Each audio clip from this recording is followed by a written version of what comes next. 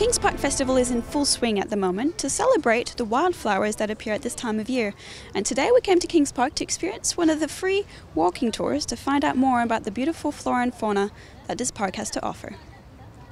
My name's Liz and I'm a volunteer guide here, and I'd like to welcome you to Kings Park today and to the walk that we're going to do. So the walk will take us into the Botanic Garden. This is the map of the whole of Kings Park.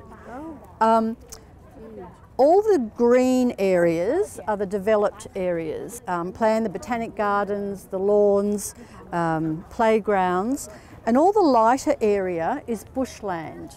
So the whole of Kings Park covers about 1,000 acres or about 400 hectares, and it's one of the biggest inner city parks in the world. So we're very privileged and to have this park.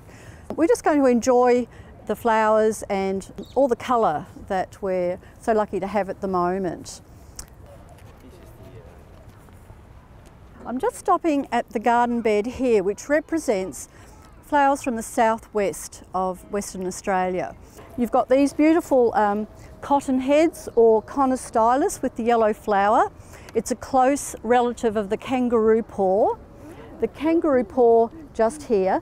The Conostylus is great in the garden because it has extensive roots and it holds sand well. And we're very sandy soils here, especially in Perth.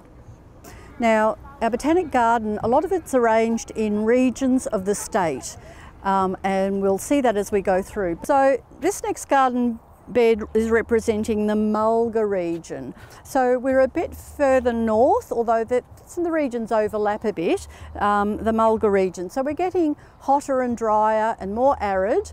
Now Mulga, as well as being the word that describes the region, is also a word that describes the plant. So these plants here are Mulga, and Mulga are acacia or wattles. Now these are not in flower at the moment, but you can see the pods, the pea pods. And acacias or wattles are all part of that bigger pea family, Fabaceae. Honey ants were a delicacy that were found underground under the mulgas. Aboriginal people would dig, and it was quite ants filled with honey sac that were a delicacy. We were just sitting having a coffee and I noticed that there were some guided walks around the Botanic Gardens, and I thought that would be a really useful way as an introduction to the plant life here. What are you thinking about the guided tour so far? Excellent, and she's so knowledgeable, she really is. I'm really interesting that she's explaining why the plants are like they are and how that helps their survival in the conditions here. So you've learned a lot? We've learned an awful lot, yes. I found out that tea trees are not what I thought they were. Not PG tips.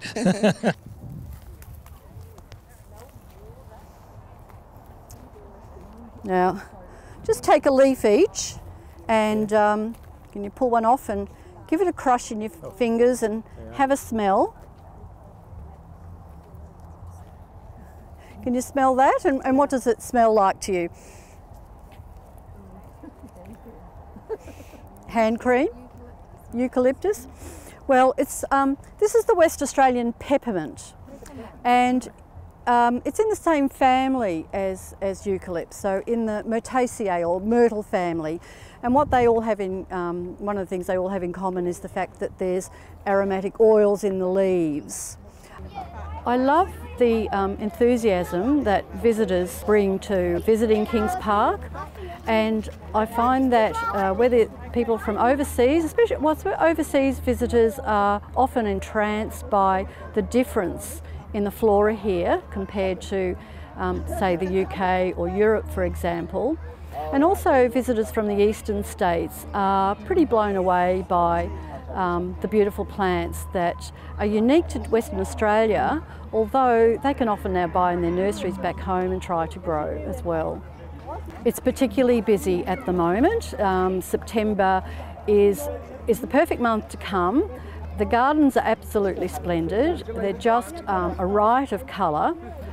And the weather is pretty perfect at the moment too. It's not too hot and not too cold either. Today we've got a perfect day to be in the park.